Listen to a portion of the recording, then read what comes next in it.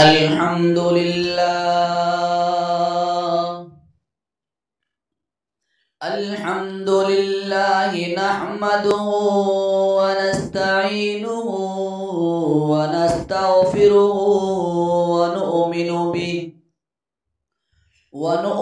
به ونتوكل عليه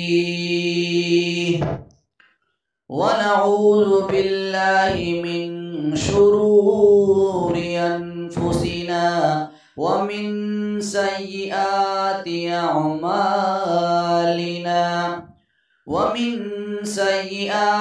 أعمالنا من يهده الله فلا مضل له ومن يضلله فلا هادي له ونشهد أن لا إله إلا الله وحده لا شريك له ونشهد أن سيدنا وحبيبنا وسندنا ونبينا ومولانا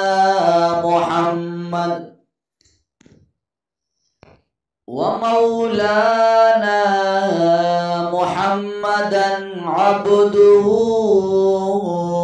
ورسوله أما بعد فأعوذ بالله السميع العليم من الشيطان الرجيم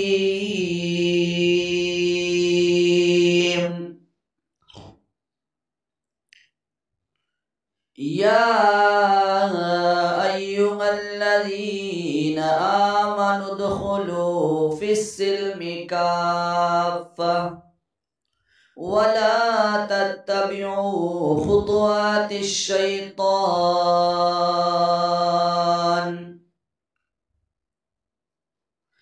إنه لكم عدو مبين.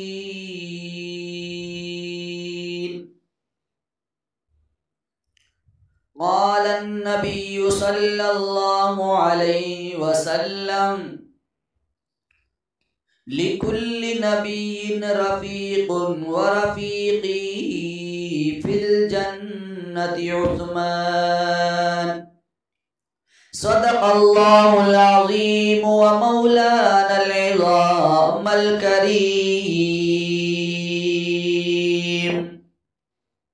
ونحن على ذلك لمن الشاهدين والشاكرين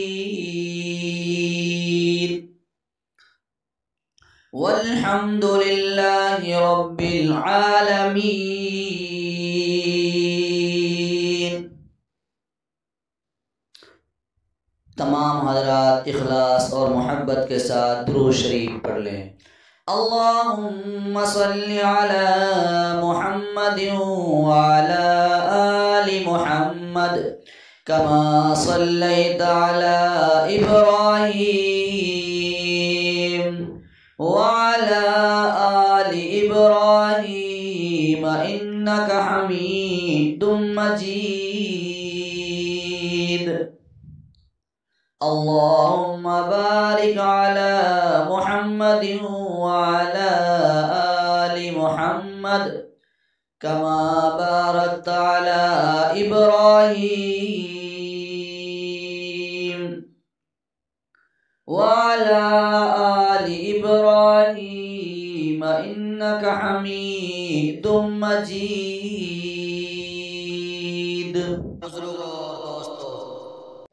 تاریخ اسلام میں جس طرح سیدنا حسین ابن علی رضی اللہ عنہ اور سیدنا اسماعیل علیہ السلام کی قربانی ایک بے مثال اور ناقابل فراموش داستان ہے، اسی طرح ذی الحجہ کے مہینہ میں داماد رسول وفا اور حیا کے بادشاہ سیدنا عثمان غنی رضی اللہ عنہ کی قربانی بھی ایک نادر اور مظلومانہ شہادت کا بے مثال واقعہ ہے.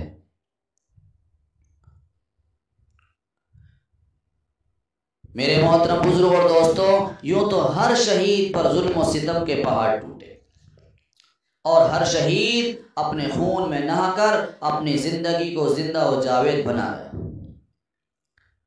مگر سید الشہداء امیر حمزہ رضی اللہ عنہ اور سیدنا عثمان غنی رضی اللہ عنہ کی شہادت ایک خاص رنگ لیے ہوئے ہیں۔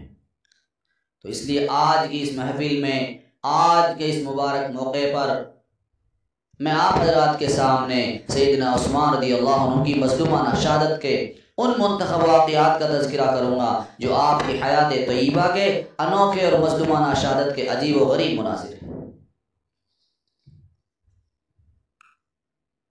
میرے محترم بزرگ اور دوستو،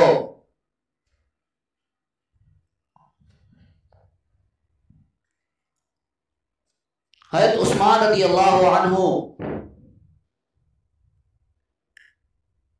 جمعہ کا دن ہے، جمعہ کا خطبہ دینے کے لیے آپ منبر پر تشریف فرما ہو رہے ہیں۔ فوراً ایک باغی نے آواز اٹھائی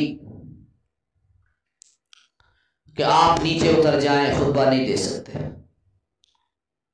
آپ کے ساتھ میں گستاخانہ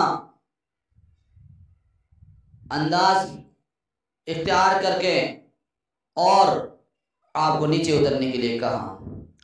پھر ایک ساتھ آواز مسجد سے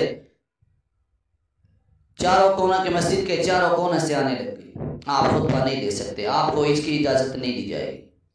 اسی شور و ہنگاموں میں ایک باغی آگے بڑھتا ہے اور حضرت عثمان غنی رضی اللہ تعالی عنہ سے وسع چھین کر توڑ دیتا ہے جو سرکار دو عالم صلی اللہ علیہ وسلم کی مبارک یادگار تھی، جو حضرت صدیق اکبر رضی اللہ عنہ اور فاروق اعظم رضی اللہ عنہ کی یادداشت تھی۔ یہ دونوں حضرات بھی اسی عصا کو ہاتھ میں لے کر جمعہ کا خطبہ دیا کرتے تھے۔ میرے محترم بزرگ اور دوستو، ایک عصائے قدیم تھا اور یہ عصائے حبیب تھا۔ اس کو اس بے دردی سے یوں توڑ دینا ایک قیامت تھی جو مسلمانوں اور حضرت عثمان رضی اللہ عنہ کے دلوں پر بجلی بن کر ٹوٹی۔ اور نہ صرف یہ کہ اس عصا کو دو ٹکڑے کیا، بلکہ حضرت عثمان رضی اللہ عنہ پر یہ سنگ باری شروع کر دی گئی، گویا کہ آغاز ہی حملے کا سنگ باری سے ہوتا ہے۔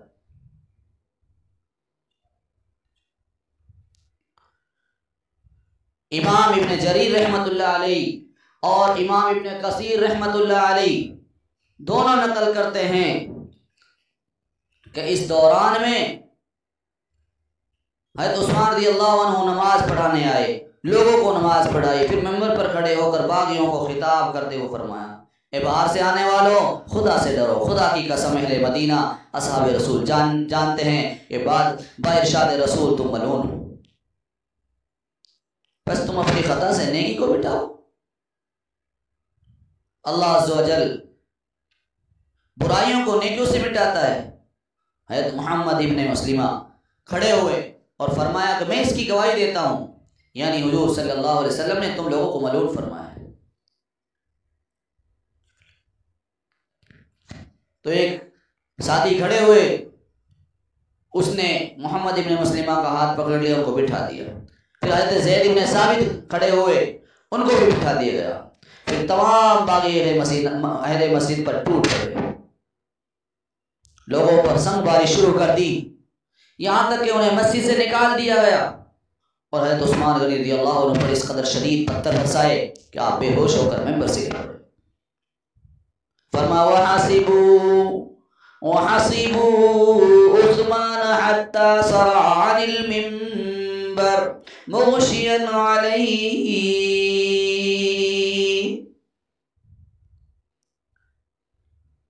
اور یہ کہ حضرت عثمان رضی اللہ عنہ پر پتھر برسائے، اس قدر شدید پتھر برسائے کہ آپ بے ہوش ہو کر منبر سے گر پڑے۔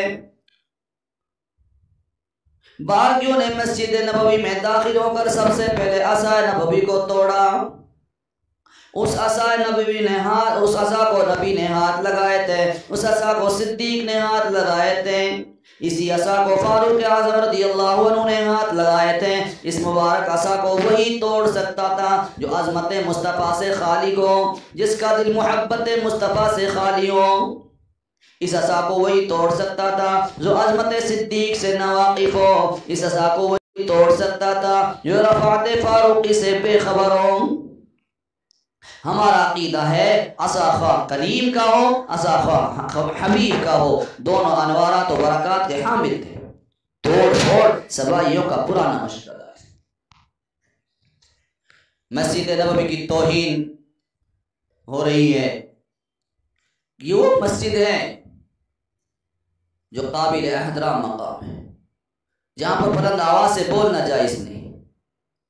فرمایا لا ترفعوا اصواتکم فوق صوت النبی، اے لوگو نبی کی آواز پر اپنی آواز کو بلند نہ کرو، گویا کہ آواز میں اس قدر پستی اور آہستگی پیدا کرو تمہارے بولنے میں آواز بلند نہ ہونے پائے، کیونکہ یہ مقام ادب ہے، یہ مقام احترام ہے، یہ عظمت کی جگہ ہے۔ مگر باغیوں نے اس مسجد کا بھی خیال کوئی نہیں کیا، اس ضابطے کو بھی توڑ دیا۔ معلوم ہوا جس طرح عثمان کے باغی محبت اور ادب رسول سے خالی ہیں، اسی طرح عثمان کی محبت اور ادب سے بھی ان کے دل خالی ہیں۔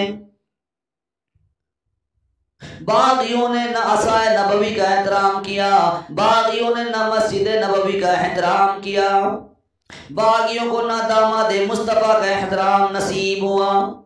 سچے بے حیا باش ہرچہ خواہی کن۔ حضرت عثمان رضی اللہ عنہ کو غشی کے عالم میں قصر خلافت پہنچایا گیا۔ جب آپ ہوش میں آتے ہیں سب سے پہلا سوال کیا کہ اہل مدینہ کو تو کوئی تکلیف نہیں پہنچی، اللہ مدینہ اور اہل مدینہ کو کی آپ کو اس قدر فکر تھی، پتھر پڑے، مار پڑی، بے ہوش ہو گئے، اور ہوش آیا تو اہل مدینہ کی فکر تھی۔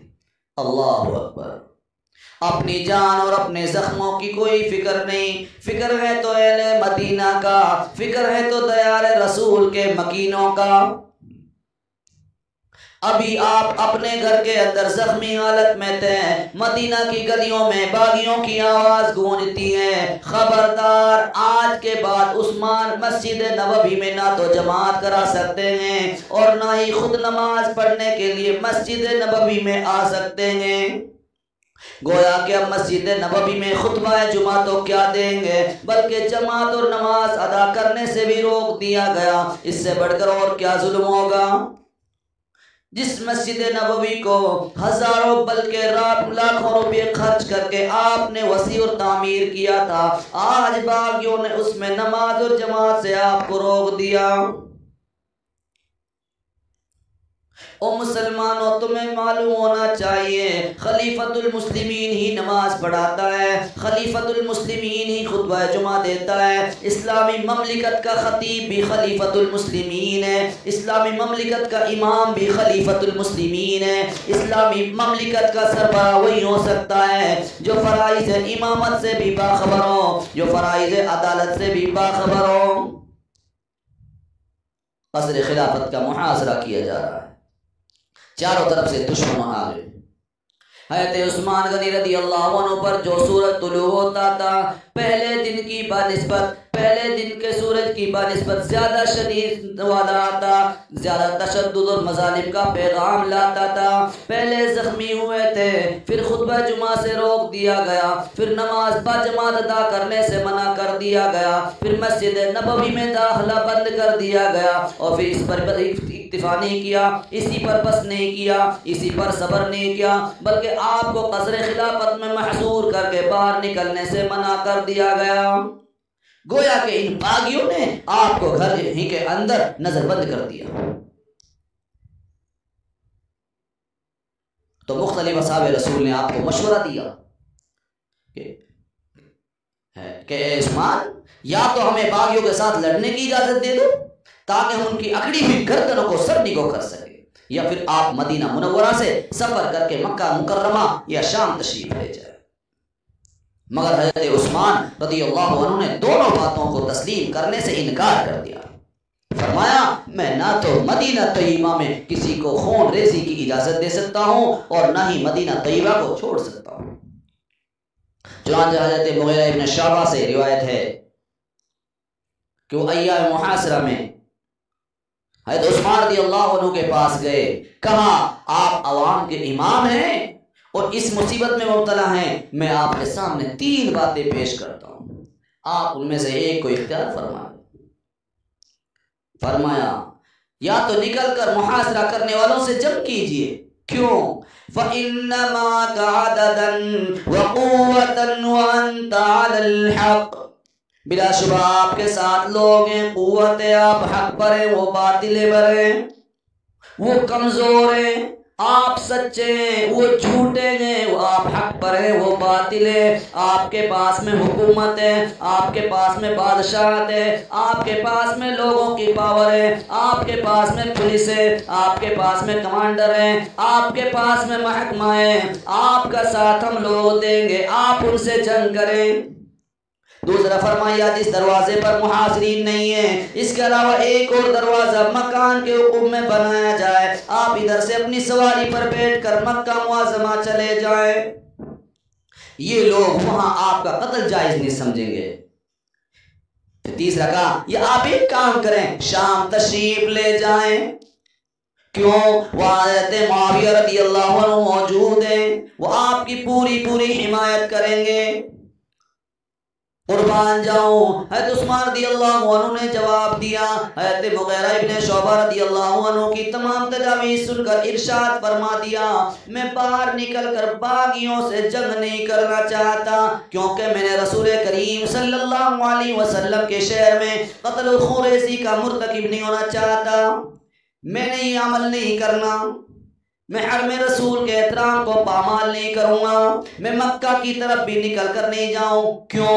فرمایا اس لیے کہ میرے محبوب صلی اللہ علیہ وسلم سے میں نے خود سنا ہے، آپ فرمایا کرتے تھے ایک قریشی مکہ میں ظلم کرے گا اس پر آدھی دنیا کا عذاب ہوگا، میں ایسا بھی نہیں کر سکتا، نہ ہی میں مدینہ کو چھوڑ کر شام یا اور کہیں جاؤں گا، کیوں؟ فَلَنْ أُفَارِقَ دَارَ هِجْرَتِي وَمَجَاوَرَةَ رَسُولٍ صلی اللہ علیہ وسلم، میں اپنے دار ہجرت یعنی مدینہ طیبہ اور رسول خدا کا قرب اور ہمسائیگی نہیں چھوڑ سکتا۔ سبحان اللہ، مدینہ طیبہ اور جوار رسول سے اس قدر شدید پیار ہے کہ جان تو دے دی مگر جوار رسول سے دوری کو برداشت نہیں فرمایا۔ پھر امت رسول کی خیر خواہی کا کیا ٹھکانہ ہے کہ جہاں شیری سے ہاتھ دھونا تو منظور کر لیتے ہیں مگر امت میں خوب ایسی کا دروازہ کھولنے کے روادار نہیں، اسی طرح حرم محترم کا احترام بھی، مگر حرم مدینہ میں قتال منظور۔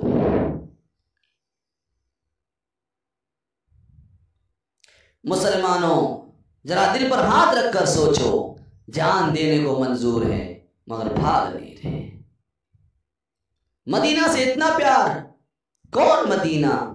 وہ مدینہ جس میں میرے محبوب صلی اللہ علیہ وسلم آتے ہیں، آپ صلی اللہ علیہ وسلم کا استقبال کیا جاتا ہے، جانیں نچھاور کی جاتی ہیں، یہ مدینہ وہی مدینہ ہے، مدینہ رحمتوں کا خزینہ ہے، مدینہ برکتوں کا خزینہ ہے، مدینہ نبوت کا دفینہ ہے، مدینہ مایوسوں کے لیے سکینہ ہے۔ اس سے آیت عثمان رضی اللہ عنہ کی محبت اور عقیدت کا نگینہ ہے، مدینہ سے مومن کو محبت ہے اور دشمن رسالت کو کینہ ہے۔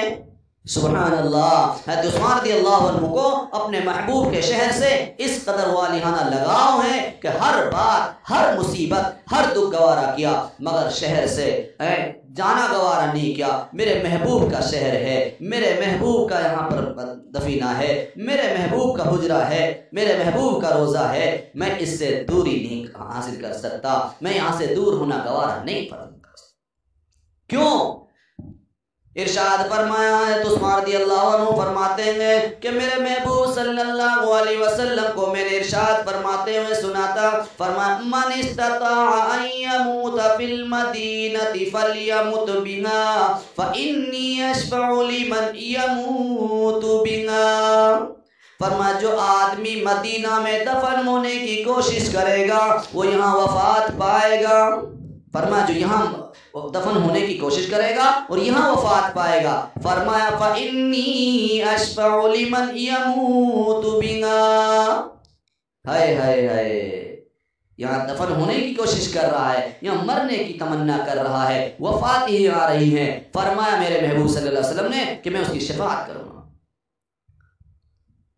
مبارک ہو عثمان غنی رضی اللہ عنہ شہید مدینہ ہے، عثمان غنی رضی اللہ عنہ مدفون مدینہ ہے، عثمان غنی کو مدینہ والے کی شفاعت بھی ملی، اس لیے ہمیشہ عشق رسالت سے سرشار مستانوں کی ہمیشہ خواہش اور کوشش رہی ان کی موت مدینہ میں آئے، انہیں دیار رسول کے انوارات و شفاعت رسول کی سرفرازیوں سے نوازا جائے۔ چنانچہ حجت الاسلام حضرت مولانا محمد قاسم نانوتوی رحمۃ اللہ علیہ بھی اسی کیف اور سرور کو حاصل کرنے کے لیے نہایت درد اور محبت رسول میں ڈوب جایا کرتے تھے۔ لکھا ہے کہ آپ جوتا پہن کر کبھی مدینہ کی گلیوں میں نہیں چلے، پتہ نہیں کہاں میرے محبوب کے پیر پڑے مبارک پڑ ہوں اور ان کے اوپر میں جوتے سے چلوں گی۔ ذرا سوچے میرے پیارے دوست، حضرت نانوتوی رحمۃ اللہ علیہ بھی حضرت عثمان غنی رضی اللہ عنہ کی پیروی میں اسی ادا کو اپنائے ہوئے ہیں، میرا مدفن بھی مدینہ بن جائے رہ نصیب۔ یہی محبت رسول ہے، یہی عقیدت رسول ہے جو نانوتوی اور ان کے خدام کو حاصل ہے۔ صحابہ کرام نے جس خوشبو کو پوری دنیا میں پھیلایا، اس کا ایک حصہ علماء حق کو بھی نصیب ہوا۔ اللہ تعالی ہمیشہ ان کے دامن کو مشکبار ہی رکھے۔ مدینہ نہیں چھوڑوں گا اور نہیں چھوڑ سکتا ہوں، تو عثمان بار بار کہہ رہے ہیں، کیوں کہ میرے محبوب کا دار الہجرت ہے اور مجھے آپ کی ہمسائیگی کا شرف حاصل ہے۔ اللہ پاک سے دعا کریں، اللہ پاک آپ کو ہم سب کو مدینہ جانے کی توفیق نصیب فرمائے، حج بیت اللہ کے لیے قبول فرمائے۔ دعا کیا کرو۔ تو میرے محترم بزرگ اور دوستو، ذرا سوچیں، حضرت عثمان رضی اللہ عنہ نے اپنے دوستوں سے فرما دیا میں مدینہ نہیں چھوڑ سکتا، جان تو دے سکتا ہوں، ایمان نہیں دے سکتا، میرے محبوب کی محبت کو میں قربان لوگوں کے لیے نہیں کر سکتا، میں نہیں چھوڑ سکتا، میں خود قربان ہو سکتا ہوں۔ اللہ ہمیں بھی یہ محبت نصیب فرمائے۔